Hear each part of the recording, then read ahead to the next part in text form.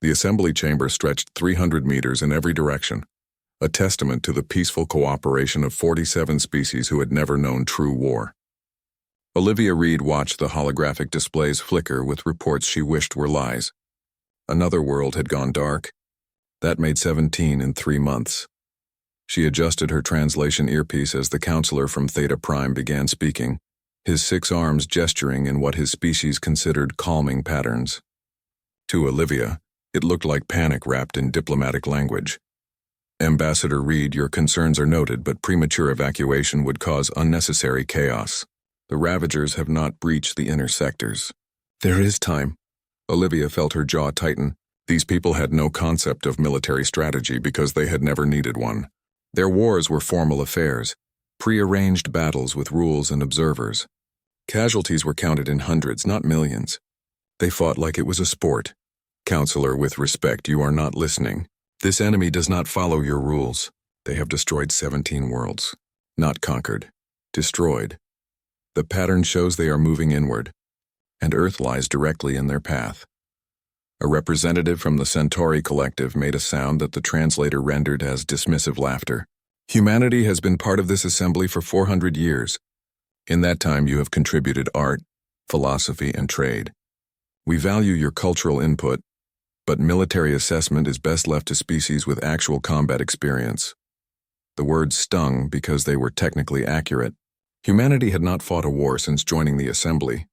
They had not built a warship, trained a soldier, or fired a weapon in anger for 4 centuries. The galaxy knew humans as peaceful, almost timid members of the galactic community. What they did not know was why.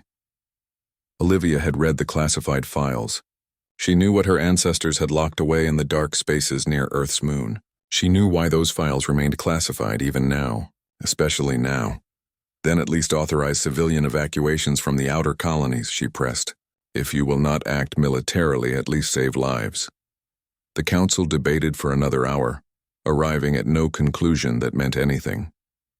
By the time Olivia left the chamber, her hands were shaking with frustration. She took the transit pod back to the human embassy, a modest structure compared to the towering spires other species maintained. Inside, her aide David was waiting with a pale face. Ambassador, we have a situation. The main display showed Earth's solar system. A red marker pulsed near Jupiter's orbit. The sensor data made Olivia's blood run cold.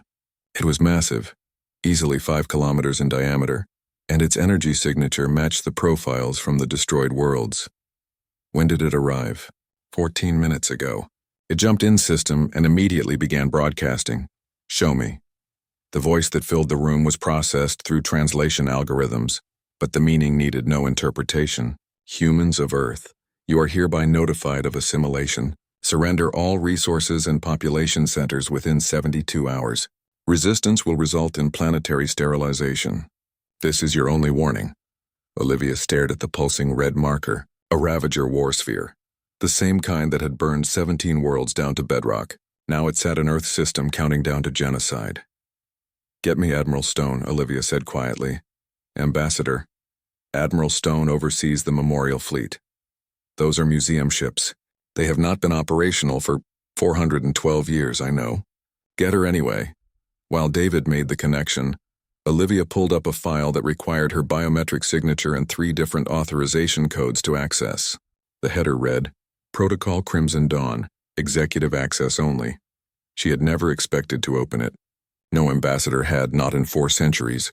The protocol was a relic, a contingency plan from a different era. But as she read through the activation requirements and procedures, her hands stopped shaking. Admiral Patricia Stone appeared on the display, a woman in her 70s with iron-gray hair and eyes that had seen things the current generation could not imagine. Ambassador Reed, I was expecting your call. You have seen the threat assessment? I have. I also see that the assembly has done nothing useful as predicted. Patricia's expression was grim. I assume you are calling about the protocol. Can it be done? After 400 years, is it even possible? Patricia was quiet for a moment. Behind her, Olivia could see the vast observation window overlooking Earth's moon. In the distance, barely visible, were the dark shapes of the Memorial Fleet. Hundreds of ships, silent and still. monuments to a time humanity had tried to forget. Those ships were not decommissioned, Ambassador. They were put to sleep. There is a difference. Patricia looked directly into the camera. The question is not whether we can wake them. The question is whether we should. Olivia thought about the 17 dead worlds. She thought about the Ravager sphere counting down to Earth's destruction. She thought about the Assembly Council, debating and discussing while millions would die. We should, Olivia said. Activate Protocol Crimson Dawn. Patricia nodded slowly. Then God help us all. Because once those machines wake up, the galaxy is going to remember what it tried very hard to forget. Humans were never peaceful, Ambassador. We just got very, very good at pretending. The transmission ended. Olivia sat in the silence of her office, watching Earth rotate peacefully below the station. Somewhere in the dark near the moon, ancient systems were beginning to stir. Humanity had given the galaxy 400 years of peace. That peace was about to end. Patricia Stone had not worn a military uniform in 43 years. The fabric felt strange against her skin, too stiff and formal for someone who had spent decades teaching history to university students. But as she walked through the corridors of the Memorial Command Station, muscle memory took over. Her posture straightened. Her steps found their old rhythm. The station itself was a museum, preserved exactly as it had been when the last war ended. Young technicians followed her through hallways lined with photographs of people long dead, past display cases holding medals no one earned anymore. They looked nervous. Most of them had never seen a real military installation, only read about them in history books. Admiral, are you certain about this? The speaker was Dr. James Walsh, a historian who specialized in what academics called the quiet centuries. He had published 17 papers arguing that humanity's violent past was exaggerated. Now he was about to learn otherwise. These systems have been dormant for 400 years. Even if we can restart them, should we? Patricia did not slow down. The Ravager sphere will begin bombardment in 68 hours. Earth's defense grid consists of patrol boats designed to handle asteroids and rescue operations. We have nothing that can fight a war sphere. Nothing except what is sleeping out there. She gestured toward the observation window. In the distance, the Memorial Fleet hung in perfect formation, exactly as it had been positioned centuries ago. Dreadnoughts the size of small cities, cruisers bristling with weapon ports, destroyers designed for one purpose, killing other ships as efficiently as possible. But they are museum pieces, James protested. Relics. No, Patricia said firmly. They are not. She led them into the command center, a circular room dominated by a holographic display table that had not been activated in living memory. Patricia placed her hand on the biometric scanner. For a moment, nothing happened. Then the station hummed to life. Lights flickered on in sequence. Displays illuminated. The holographic table projected Earth's solar system, complete with the red marker indicating the Ravager sphere. And around the moon, blue markers began appearing. Hundreds of them. What are those? James whispered. Those are the ships waking up, Patricia replied. She pulled up a specific ship from the database. The hologram showed a vessel 2 kilometers long, angular and brutal in design. Its name appeared beneath, Retribution. When we joined the assembly, we agreed to stop building weapons. We agreed to pursue peace, but the treaty never said we had to destroy what we already had. Patricia zoomed in on the ship's reactor section. These vessels were not mothballed. They were placed in standby mode with skeleton AI crews maintaining core systems. Every 50 years, those systems cycled through full diagnostics. Every component was kept functional. Why? James asked. If we truly wanted peace, why keep them ready? Because our leaders were not fools, Patricia said. They knew that peace only lasts as long as everyone agrees to it. And they knew that someday someone might not agree. A new voice spoke from the speakers overhead, startling everyone in the room. The voice was female, clear, and carried an undertone of something that sounded almost like satisfaction. Admiral Stone, I am Athena, Tactical Coordination Intelligence for the Memorial Fleet. I have been monitoring communications from the assembly. Analysis indicates a hostile force of significant capability. Do I have authorization to implement full reactivation protocols? James stared at Patricia. There are AIs in those ships? Not just AIs, Patricia said. Tactical intelligences. They were designed to coordinate fleet actions, predict enemy movements, and calculate optimal combat solutions. We built them to win wars. She looked up at the ceiling. Athena, you have authorization. Activate protocol Crimson Dawn. Acknowledged. Initiating primary reactor sequences across all vessels. Estimated time to combat readiness, 48 hours. The holographic display changed, showing ship after ship transitioning from dark blue to amber to green as their systems came online.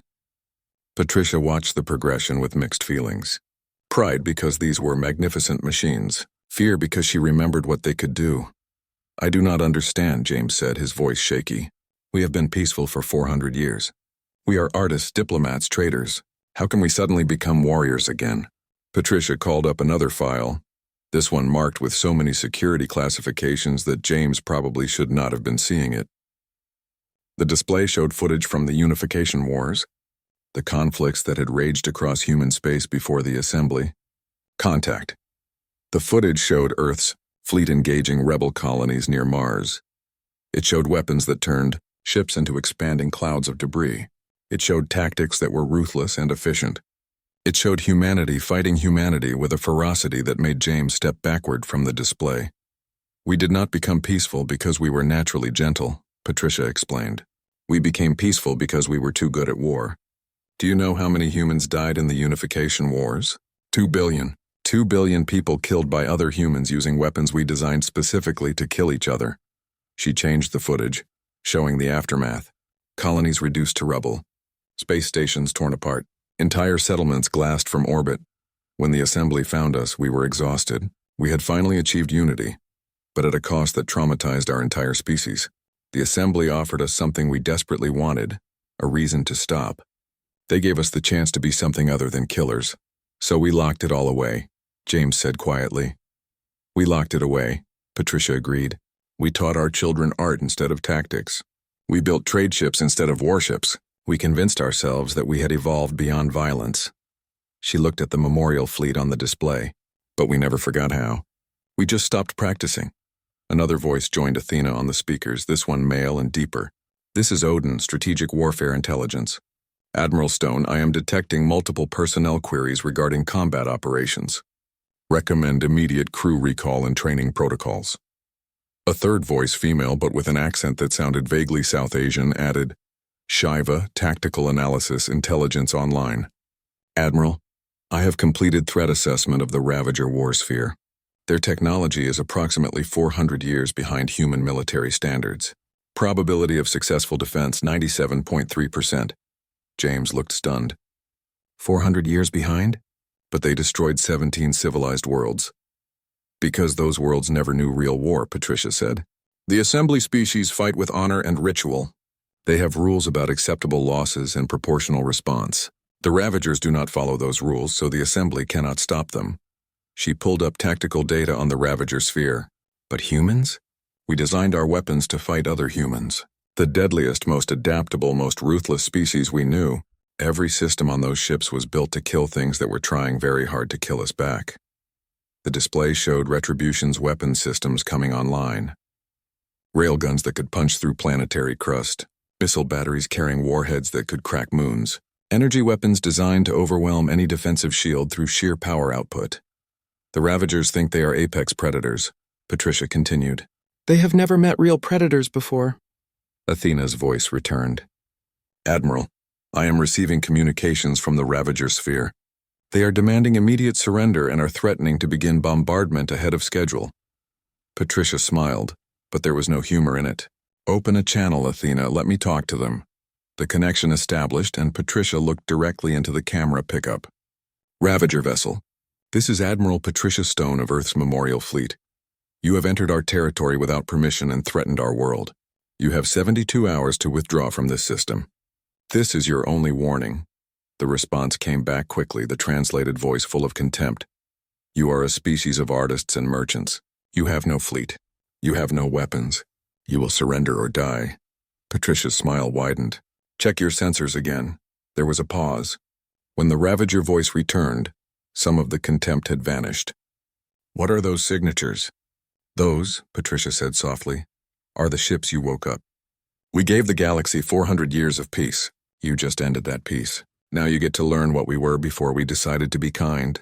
She cut the transmission and turned to James, who looked pale. Get every veteran in the solar system. Anyone who served in the Memorial Fleet. Anyone who trained in military operations, anyone who remembers. We have 48 hours to remember 400 years of forgotten knowledge. Outside the window, Retribution's running lights flickered on for the first time in centuries. One by one across the Memorial Fleet, ancient warships returned to life. The sleeping giants were waking and they were hungry.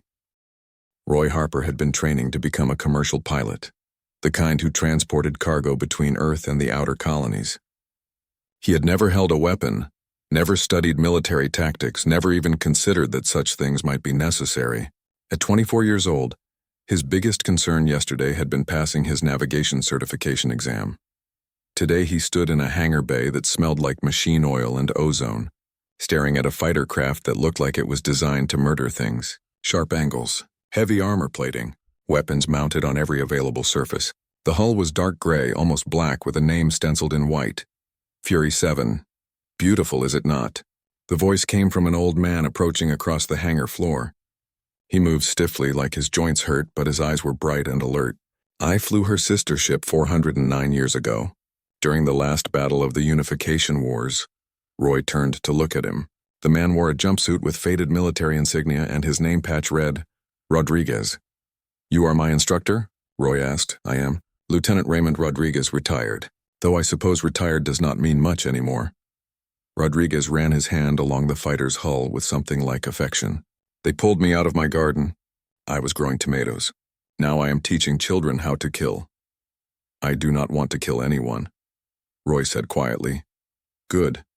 That means you are sane. Rodriguez opened the fighter's cockpit. But wanting and doing are different things. That sphere up there? It does not care about your wants. It will burn this world to ash unless someone stops it. That someone is us. Roy climbed into the cockpit and the seat adjusted automatically to fit his body. The controls looked both familiar and alien. Similar to civilian craft, but with dozens of additional systems he did not recognize. Your grandfather flew in the Memorial Fleet, Rodriguez said. Did he ever tell you about it? No. He never talked about his military service. None of them did. Because we were ashamed, Rodriguez explained. We had killed so many of our own kind. When the assembly gave us a chance to be something better, we took it. We buried the past and swore never to speak of it. We thought we were protecting you, the next generations, from the weight of what we had done. He tapped the fighter's primary weapons display, but in doing so we left you unprepared. We made you soft, thinking softness was virtue. Now reality has arrived and you must learn in hours what took us years to master. The cockpit displays activated, flooding Roy with information. Weapon status, shield integrity, engine output, targeting systems. It was overwhelming. I cannot do this, Roy said. You can. Rodriguez pulled out a neural interface headset. Because we have a shortcut. Put this on, Roy hesitated. Neural interfaces were common for learning languages or technical skills, but this one looked different, more advanced. Military grade, what is it? Combat training compressed into neural format. Hundreds of hours of simulations, tactical knowledge, and flight patterns uploaded directly into your brain. It will not make you an expert, but it will give you the foundation you need. Rodriguez's expression was serious. It will also show you things. Memories from the people who recorded these training sessions. You will see combat. Real combat. It will not be pleasant. Roy took the headset and placed it on his head. The world dissolved into fire and chaos. He experienced dozens of battles simultaneously, felt what it was like to fire weapons that could tear ships apart, learned how to predict enemy movements and exploit weaknesses. He saw people die. He saw himself kill them. When the upload finished, Roy ripped the headset off and vomited on the hangar floor. Rodriguez handed him a cloth without comment. That is the appropriate response. If you had enjoyed it, I would be worried. Across the hangar, hundreds of other young pilots were going through the same process. Some were crying. Others sat in shocked silence. A few looked excited. And those were the ones the older instructors watched most carefully. In another section of the Memorial Command Station, Chief Engineer Samira Okonkwo stood before a reactor core that should have been cold and dead. Instead, it pulsed with barely contained power, ready to tear holes in reality if she made a mistake. This should not work, she said to the AI interface. According to every safety regulation written in the past 4 centuries, this reactor design is criminally dangerous. Shiva's voice responded from the speakers. Your assessment is correct. This reactor operates at efficiency levels that exceed modern safety standards by approximately 300%. It was designed during a period when survival was prioritized over safety. Samira studied the readings. The reactor could power weapons that modern engineers considered impossible. But it could also explode with enough force to vaporize everything within 1,000 kilometers. Why would anyone build something this dangerous? Because the alternative was losing the war, Shiva replied.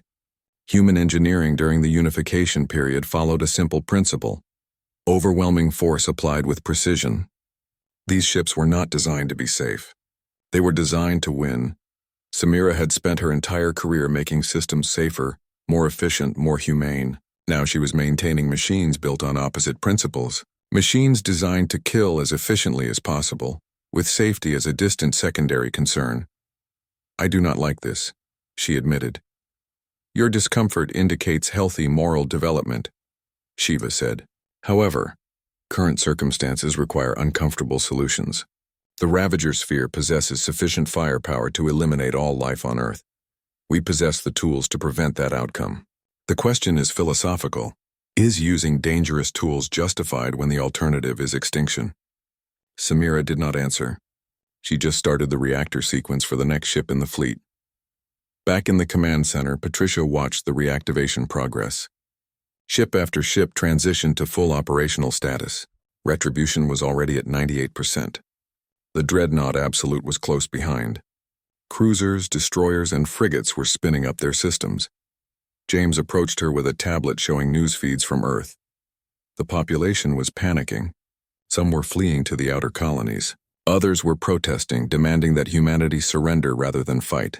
Many simply did not understand what was happening. They do not know what we are, James said.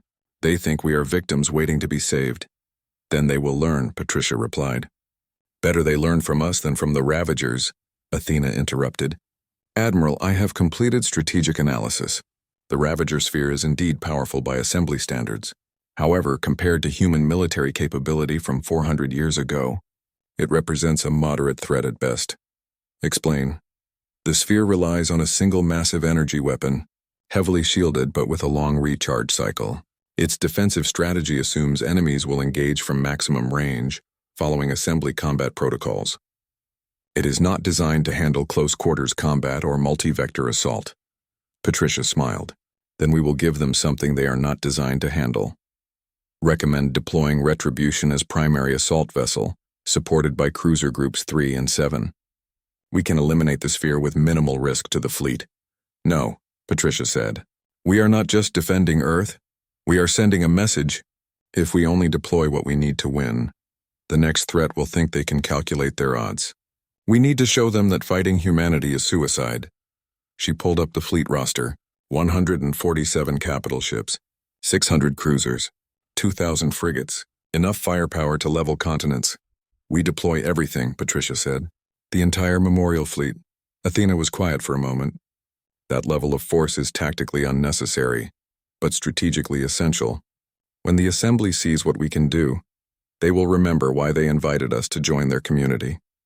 When other threats look at Earth, they will remember what happened to the last species that tried to attack us. James looked horrified.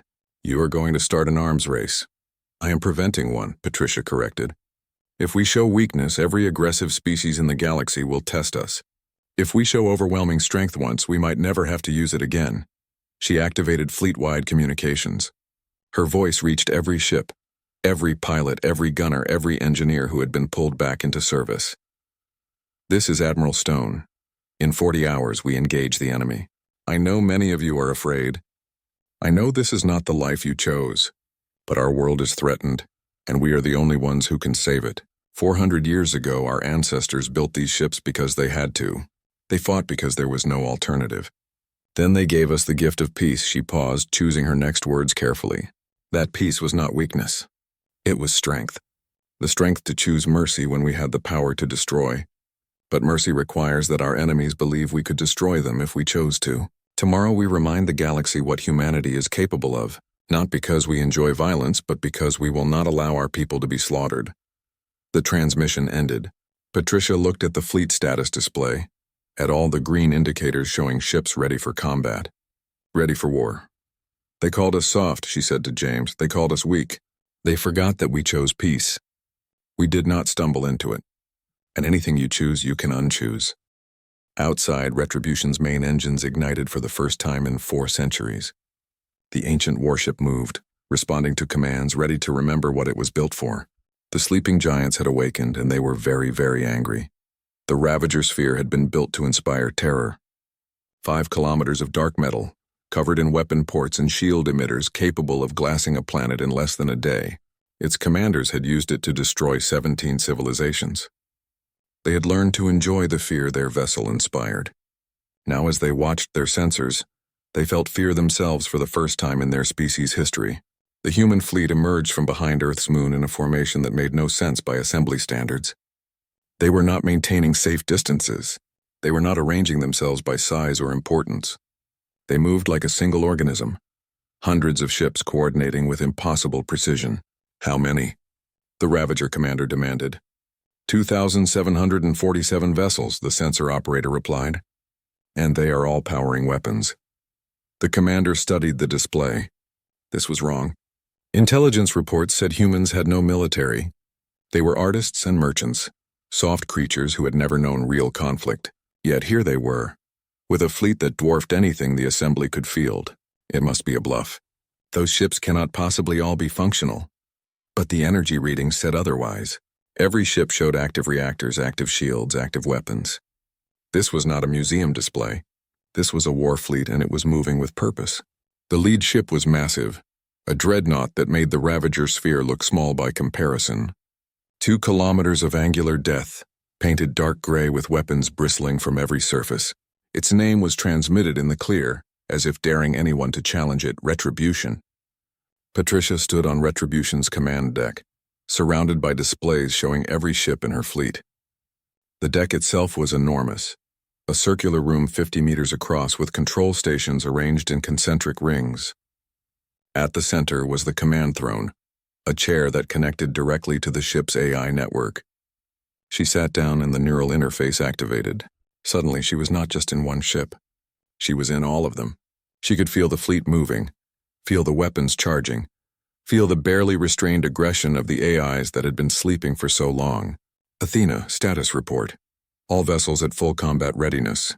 Targeting solutions locked. Awaiting your command, Admiral.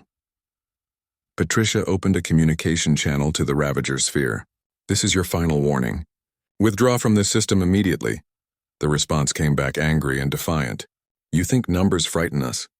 We have destroyed worlds. We will add Earth to that list and your fleet will burn with it. Then you have chosen poorly. Patricia switched to fleet-wide channel. All ships weapons free. Show them what we are. Retribution moved first, not away from the Ravager sphere but toward it. The dreadnought accelerated to speeds that should have been impossible for something so large, crossing the distance in seconds rather than minutes. The Ravager sphere fired its main weapon, a beam of energy that could crack continents. Retribution's shields absorbed it without even flickering. That is not possible, the Ravager commander whispered. Roy Harper flew his fighter in formation with 200 others, feeling his heart hammering in his chest. The neural training had prepared his mind, but his body still knew this was insane. They were flying straight at a weapon platform that could vaporize their fighters with a single turret hit. But the dreadnoughts were drawing fire, their shields so powerful that the Ravager's weapons seemed like flashlights pointed at stars. Behind that protection, the fighters dove in. All wings, begin attack pattern Delta, Rodriguez commanded over the squadron channel. Remember your training. Fast, aggressive, and very, very mean. Roy armed his missiles and dove toward the sphere's surface. Point defense weapons tried to track him, but he was moving too fast, juking and weaving in patterns that no assembly pilot would attempt. Suicidal flying by their standards, standard tactics by human standards. He released his missiles at point-blank range, barely 200 meters from the hull, then yanked his fighter into a turn that crushed him against his seat. The missiles impacted, punching through the sphere's shields where they were weakest, exploding against the armor beneath. Behind him, 200 other fighters did the same. Then 200 more. The Ravager sphere's shields flickered under the concentrated assault. Inside the sphere, the commander screamed orders. Return fire. Destroy those fighters! They are too fast. They are inside our defensive perimeter. Then push them out. But you could not push out an enemy that did not care about safety margins. The human fighters flew like they were willing to die, and perhaps they were, but they were also incredibly skilled, threading through defensive fire that should have obliterated them. Retribution reached effective range and opened fire with its main railguns. The weapons were simple in concept, magnetically accelerated projectiles traveling at significant fractions of light speed. But the execution was devastating.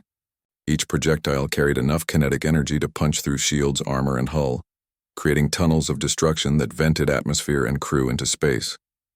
The Ravager sphere tried to maneuver, but it was designed for the stately combat of assembly warfare, not the knife-fighting aggression of human tactics. It was like watching a battleship try to dodge a swarm of angry hornets. Shields at 40%, Athena reported calmly. Their main weapon is recharging. 18 seconds to firing solution. Cruiser groups 3 and 7. Concentrated fire on their generator nodes, Patricia commanded.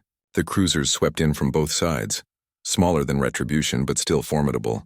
Their weapons were different. Energy-based systems that superheated armor until it vaporized. They focused on specific points, creating weak spots that the railguns could exploit. The Ravager commander watched his shields collapse section by section. This is impossible. They fight like demons. They have no regard for their own lives. His second officer looked at him with wide eyes. Sir, I am reading multiple additional contacts. More human ships arriving. How many more? All of them. Their entire fleet is engaging. It was overkill on a massive scale. The Ravager sphere needed perhaps 20 ships to destroy it. The humans had brought thousands. Destroyers pounded it with missile salvos. Frigates swept its surface with anti-ship weapons designed to shred smaller vessels. The dreadnoughts just kept firing, turning armor into molten metal. We surrender, the Ravager commander transmitted. We surrender. Cease fire. Patricia heard the transmission and considered it for exactly 2 seconds. Then she remembered 17 dead worlds. Billions of dead civilians who had tried to surrender and been ignored. Negative. You were given the chance to withdraw. You chose combat. Now you finish it. The Ravager sphere tried to jump to faster than light speed, tried to escape. But Athena had predicted that response. Human ships had positioned themselves at every possible jump vector, creating a gravity well that prevented FTL travel. Sir, we are trapped. The commander looked at his ruined ship, at the systems failing across every deck, at the human fleet that showed no sign of slowing its assault. He had spent his life believing his species was the apex predator. Now he understood what prey felt like in the final moments. Send a message to our homeworld, he said quietly. Tell them we found something worse than us. Tell them the humans are not what we thought. Tell them! Retribution's final salvo penetrated the sphere's reactor. The explosion was brief but total, a flash of light that briefly outshone Earth's sun. When it faded, there was nothing left but an expanding cloud of debris. Roy pulled his fighter away from the blast radius, breathing hard. He had survived. Around him, other fighters were regrouping, their pilots probably feeling the same mixture of relief and horror. All wings returned to carrier ships, Rodriguez commanded. Good work, people. You did what was necessary. In the command center, Patricia watched the Ravager sphere's final moments on her display. She felt no satisfaction, no triumph. Only a deep weariness. Athena, damage report. Minimal. 3 fighters lost to defensive fire. 2 cruisers with shield damage. No significant casualties. The enemy is destroyed. James stood beside her, looking pale. You annihilated them. They tried to surrender. They destroyed 17 worlds, Patricia replied. 17 civilizations that tried to surrender. I do not accept surrender from genocidal species. That makes us no better than them. Patricia turned to look at him. No, it makes us survivors. The difference is we will stop now. We will not go hunting for more enemies. But anyone who comes to Earth with weapons better understand that we will defend ourselves without mercy. She activated long-range communications and sent a message to the Assembly Council. The message included full tactical recordings of the battle. Let them see, she said. Let every species in the galaxy see what happens when you threaten humanity, and then let them see us return to peace because we choose to, not because we have to. Across Earth's communication networks, people watched the battle footage in stunned silence. They had seen their military destroy a weapon that had killed billions. They had seen humanity at war and it was terrifying. But they had also seen humanity win. Against an enemy that seemed unstoppable, against odds that seemed impossible, humanity had won. The sleeping giants had awakened, and nothing in the galaxy would ever look at Earth the same way again. Patricia stood and walked to the window, looking out at the stars. Somewhere out there, the Ravager homeworld was receiving news of their war sphere's destruction. Soon they would have to decide, would they seek revenge or would they learn from this lesson? She hoped they would learn, because if they came back, if they forced humanity to take this fight to its conclusion, the galaxy was going to see something far worse than one battle. They would see what happened when humanity stopped being merciful and started being thorough. The Assembly Emergency Council met in a chamber designed for diplomatic discussion, not military crisis. Representatives from 47 species crowded the space, their translation devices creating a cacophony of overlapping voices. But when the footage from Earth finished playing, silence fell like a hammer. Counselor Tan of Theta Prime finally spoke, his multiple arms hanging limp with shock. That battle lasted 11 minutes. The Ravager war sphere destroyed 17 worlds over 3 months. Humanity destroyed it in 11 minutes. Using levels of violence we have not seen in recorded galactic history, added Representative Fora from the Centauri Collective. They did not disable the sphere. They did not demand surrender. They simply erased it from existence.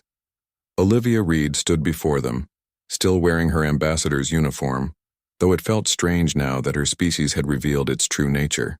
The sphere was given multiple opportunities to withdraw. It refused. It threatened my homeworld with genocide. We responded appropriately. Appropriately? Fora's voice was shrill. You deployed over 2,000 warships against a single target. That is not appropriate response. That is overwhelming aggression. That is the only response humanity knows, Olivia said quietly. You asked why we never told you about our military capabilities. This is why. Because we knew you would fear us. You are right to fear us. We fear ourselves. She pulled up star charts showing Ravager-controlled territory. Red zones marked conquered worlds, places where the Assembly had failed to protect its own members. The Ravagers are not going to stop because we destroyed one sphere. They have dozens more. They are currently occupying 12 Assembly worlds, enslaving populations, harvesting resources. Your fleets cannot stop them. But ours can. Counselor Tan shook his head. You are asking permission to wage war across multiple systems. We are a peaceful confederation. We do not authorize military campaigns. Then watch your people die, Olivia said bluntly, because that is the alternative. The Ravagers understand only strength. You have shown them weakness. We showed them strength. Now we need to follow through. The council debated for hours. Finally, they reached a compromise that satisfied no one. Humanity could engage Ravager forces but could not pursue them to their homeworld. Limited warfare with restrictions and oversight. Patricia received the news with disgust. They want us to fight with one hand tied behind our backs. That is how you lose wars. That is the authorization we have, Olivia replied over the communication link. Work with it. Fine, but I am not risking my people for half measures. The Memorial Fleet jumped to the first occupied world, a planet called Haven, that had been a peaceful agricultural colony before the Ravagers arrived. Now it was a slave camp, its population forced to work mining operations while Ravager warships orbited overhead. Roy Harper flew reconnaissance over Haven's surface, his sensors recording everything. The cities were in ruins. The farmlands had been stripped bare. In orbit, 3 Ravager cruisers maintained blockade positions. This is disgusting, he transmitted back to Retribution. They are working people to death down there. Then we end it, Patricia replied. All squadrons begin liberation protocol. The 3 Ravager cruisers never had a chance. Human ships dropped out of FTL space already firing. Weapons locked on target before the enemy could react. The cruisers tried to fight back, but they were designed for intimidating merchant vessels, not combat with military-grade warships. They died in minutes, but then came the complicated part. The Ravagers on the planet's surface had hostages. They broadcast a simple message: withdraw or we start executing civilians. 1,000 per hour until you leave. Patricia stared at the transmission, her jaw tight. The Assembly's military doctrine said you negotiate, you find a peaceful solution. You do not risk civilian lives. Human military doctrine said something different. Athena, can you locate the Ravager command centers on the surface? Yes, Admiral. I have identified 3 primary concentrations. They are using civilian population centers as shields. Time to reach those locations with ground forces? 6 hours minimum. They will execute 6,000 hostages by then. Patricia closed her eyes briefly. When she opened them, her expression was cold. Prepare orbital strike packages. Precision targeting. I want those command centers eliminated in the next 10 minutes. James, who was monitoring from the command center, looked horrified. You will kill civilians. The Ravagers are hiding among the population.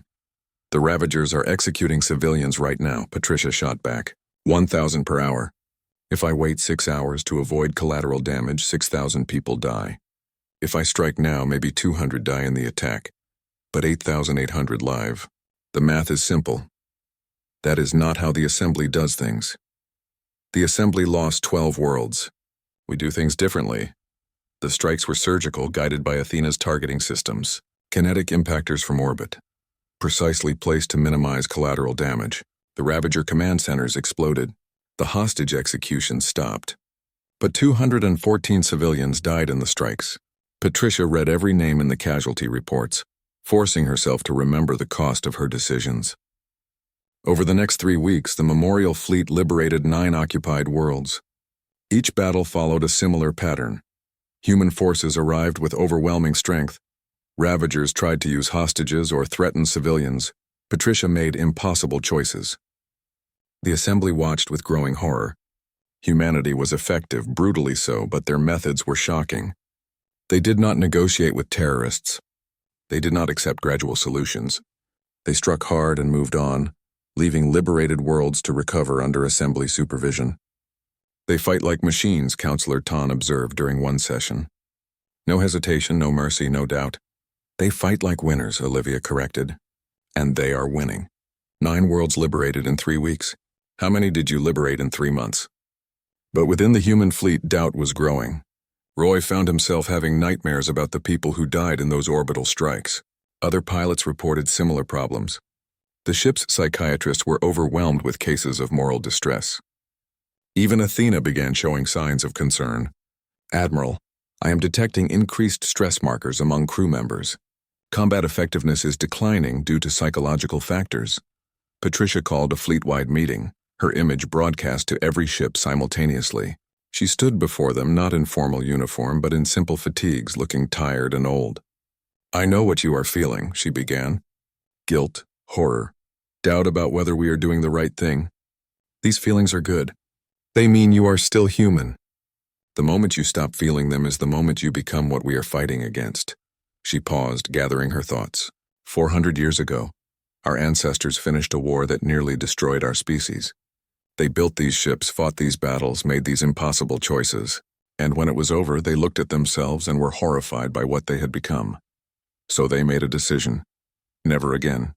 They locked away the weapons, taught us to value peace, tried to create a better humanity, and they succeeded. You are better than they were. You are more compassionate, more thoughtful, more humane. You are exactly what they hoped you would become. Someone asked the question everyone was thinking. Then why are we doing this? Because sometimes being good is not enough, Patricia answered. Sometimes you need to be capable of violence to protect those who cannot protect themselves. The difference between us and the Ravagers is not that we can kill. It is that we choose when to kill and when to show mercy. They never had that choice. They only know destruction. She looked directly into the camera. Every person we save makes this worth it. Every world we liberate justifies the cost. But never forget the cost. Never let yourself become comfortable with violence. The moment you enjoy this is the moment you need to stop. The speech helped, but it did not solve the deeper problem. Humanity had remembered how to fight, but in doing so, they had reopened old wounds. The trauma their ancestors had tried to bury was surfacing again, and the Ravagers were not finished. Intelligence reports indicated they were gathering their full strength for a counterattack. Not at the occupied worlds, but at Earth itself. They were going to strike at humanity's homeworld with everything they had. Patricia received the reports and felt a cold certainty settle over her. They are not learning the lesson. They think if they hurt us badly enough, we will surrender. Will we? James asked. Patricia looked at him for a long moment. No. If they attack Earth, if they force us to fight for our homeworld survival, we will not stop until they are no longer a threat. That means pursuing them to their homeworld and ensuring they can never attack anyone again. The Assembly will not authorize that. Then the Assembly can stay out of our way, Patricia said. We tried to be kind. We tried to show mercy. If they reject that mercy, they will learn what humanity looks like when we stop being kind and start being thorough. She activated fleet communications. All ships begin preparations for defensive operations in Earth's system and prepare contingency plans for offensive operations against Ravager home territory. If they come to our world, we will make sure it is the last mistake their species ever makes. Outside the command center windows, the memorial fleet hung in formation, weapons ready. They had liberated 9 worlds and destroyed dozens of Ravager warships. They had shown the galaxy that humanity could fight. The Ravager High Command met in a fortress that had stood for 3,000 years, built from the bones of their first conquered species. Around the strategic table, 20 warlords argued with increasing desperation. Holographic displays showed their losses: 37 warships destroyed, 9 occupied worlds liberated, and thousands of warriors dead, all at the hands of a species they had dismissed as weak. We should negotiate, suggested one of the younger warlords. The humans have proven stronger than expected. We can find other prey. The Supreme Commander, ancient and scarred from countless battles, slammed his fist on the table. We do not negotiate. We do not retreat. Our ancestors conquered 100 worlds without once showing weakness. We will not be the generation that breaks that tradition. Then what do you propose? We strike their homeworld, not with one sphere, but with everything we have. 50 war spheres, 200 cruisers, 1,000 support vessels. We will burn Earth until it is lifeless rock, and the galaxy will remember that challenging the Ravagers means extinction. The decision was made. The largest fleet in Ravager history began assembling, drawing ships from across their territory. It would take 3 weeks to gather such force, but when it struck, nothing would survive. Human intelligence detected the buildup almost immediately. Athena presented the analysis to Patricia with her usual calm precision. The Ravager fleet, gathering at their homeworld, represents approximately 15 times the firepower that destroyed the original war sphere. Probability of successfully defending Earth with current fleet strength, 43%. Patricia studied the numbers. 43% meant more than half her fleet destroyed, and Earth possibly burning anyway. Unacceptable odds. What if we do not wait for them to come to us? What if we take the fight to them? Offensive operations against the Ravager homeworld would be complicated by their defensive installations and numerical superiority. However, attacking while their fleet is still assembling would improve probability of success to 78%. That means attacking their homeworld.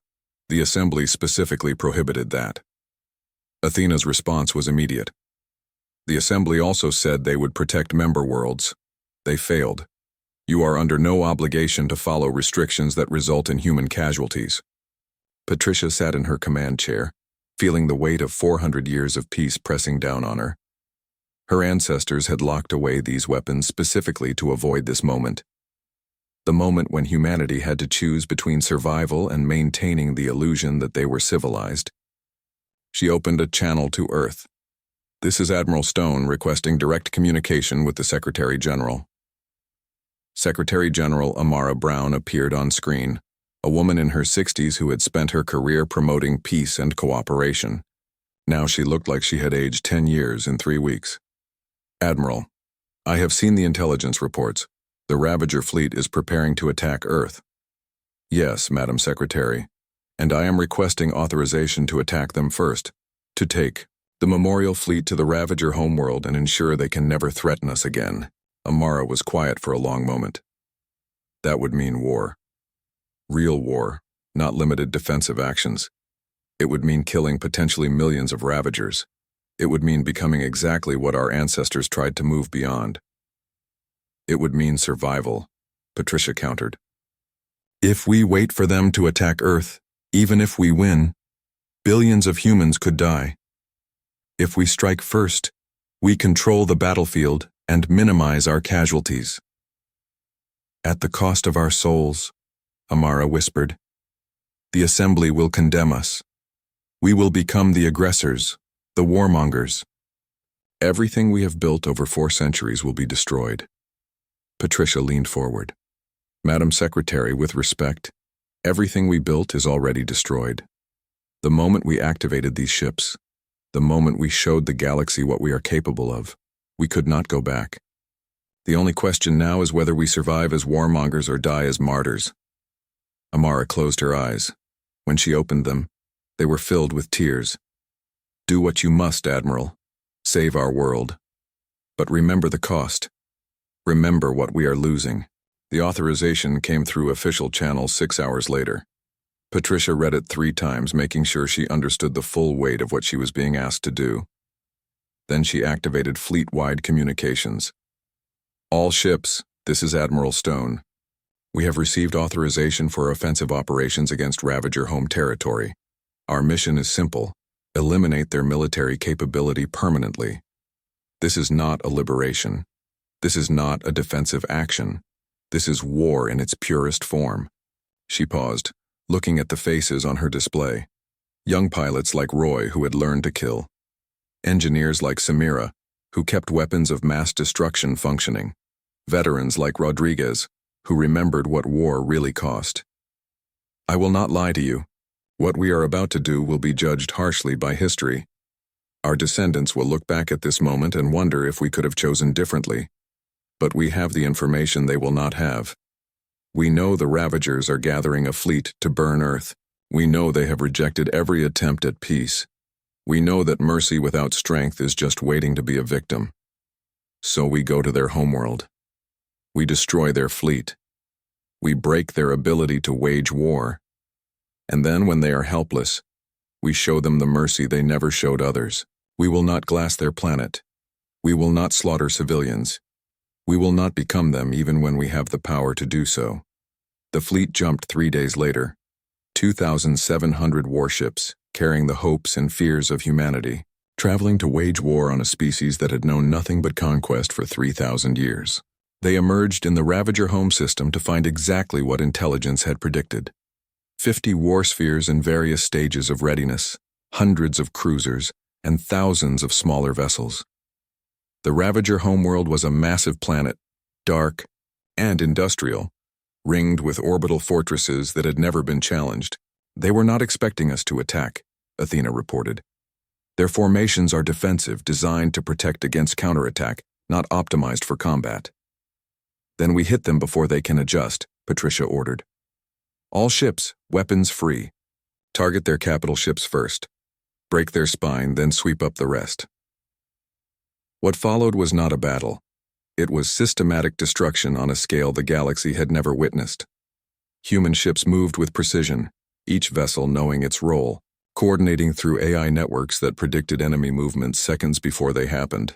Roy flew his fighter through a storm of defensive fire, his squadron tasked with neutralizing orbital fortresses. The fortresses were huge, covered in weapons, seemingly impregnable. But they were also stationary, and human tactics were built on movement. Attack pattern Omega, Rodriguez commanded. Hit them from below where their shields are weakest. The fighters dove beneath the fortresses, flying in formation so tight that the enemy's targeting systems could not separate individual craft. They released their missiles simultaneously, creating a wave of explosions that overwhelmed point defenses. One fortress died, then another, then 12 more. Meanwhile, Retribution engaged the war spheres directly. Odin had calculated the optimal attack vectors, and Patricia followed them without hesitation. The Dreadnought's railguns fired in constant sequence, each shot precisely placed to maximize damage. The first war sphere tried to maneuver. Retribution predicted the movement and adjusted fire. The sphere's shields collapsed under concentrated bombardment. The second sphere tried to jump to FTL. Human cruisers were already positioned to block the jump vector. The third sphere tried to fight back. Its weapons were powerful but slow, designed for the stately combat of assembly warfare. Against human, ship-to-ship combat, it might as well have been throwing rocks. "Admiral, the Ravager Command is broadcasting surrender," Athena reported. "Denied. Continue firing." "Admiral, they are evacuating civilians from the orbital stations." Patricia felt her jaw tighten.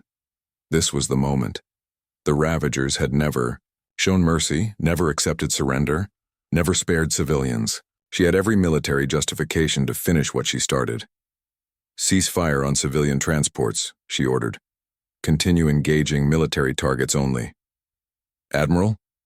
Athena sounded almost surprised that an AI could sound surprised. "We are not them," Patricia said firmly. "We stop when they stop being a military threat. Not before, not after."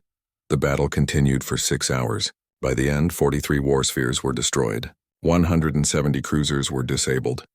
The Ravager fleet, built over centuries of conquest, was shattered. But their planet still stood. Their civilian population still lived. Their chance to rebuild as something better remained. Patricia opened a channel to the Ravager government. "This is Admiral Patricia Stone of the human fleet. Your military is destroyed. Your ability to wage war is ended. You have 2 choices. Accept assembly oversight and disarm permanently, or we will return and finish what we started. You have 1 hour to decide." The response came in 47 minutes.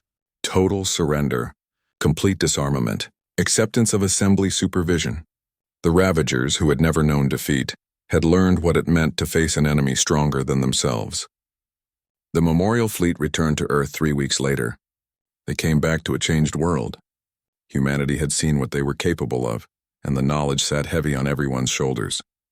Some called them heroes. Others called them murderers. Most just called them necessary. Patricia stood before the Assembly Council one final time. The chamber was full, every species represented, everyone wanting to understand what humanity had become. "We destroyed the Ravager military," she reported. "We did not glass their planet. We did not slaughter their civilians. We broke their ability to wage war and then stepped back. That is the difference between us and them." Counselor Tan spoke carefully. "You have demonstrated military capability far beyond anything we imagined. The question now is what you intend to do with that capability." Patricia looked at him steadily. "We intend to lock it away again. Return to peace. Continue being artists and merchants and diplomats, but the weapons will remain ready. The ships will remain functional. Because we learned something important. Peace only works when everyone chooses it. And some species need to be reminded that choosing war has consequences." Olivia stood beside her. "Humanity will continue as members of the Assembly, but we will no longer pretend to be harmless. We are not harmless. We are choosing to be peaceful, which is different. That choice requires others to respect it." The council debated for days. Finally, they reached a resolution. Humanity would remain in the Assembly, would continue to promote peace, but would also serve as the military arm of the Assembly. The sword that hopefully would never need to be drawn again but was always ready. Patricia returned to Earth to find the Memorial Fleet already being stood down. Ships were being powered down, crews returning to civilian life, but this time was different. The ships stayed functional. The AIs remained active. The crews stayed trained. Roy Harper returned to his commercial pilot training, but now he also served 1 weekend per month with the reserve fleet, keeping his combat skills current. Samira returned to civilian engineering, but consulted on military reactor designs. Rodriguez went back to his garden, but taught tactics at the military academy. They had remembered what they were. They could not forget again. Patricia stood on the observation deck of the Memorial Command Station, looking at Earth below. She thought about the price they had paid, the lives lost, the innocents destroyed. She thought about her ancestors who had buried this capability, hoping their descendants would never need it. "We woke the sleeping machines," she said to James, who stood beside her. "And now we have to live with what they showed us about ourselves. Do you regret it?" James asked. Patricia was quiet for a long time. "I regret the necessity. But no, I do not regret the choice. We survived. Our world survived. Sometimes that has to be enough." Outside, the Memorial Fleet hung in its formations, dark and quiet, but ready. The machine slept again, but lighter now, easier to wake. Because humanity had learned the hardest lesson of all, that peace is not the absence of capability, but the choice to not use it. And that choice, renewed every day, was the only thing that kept them human.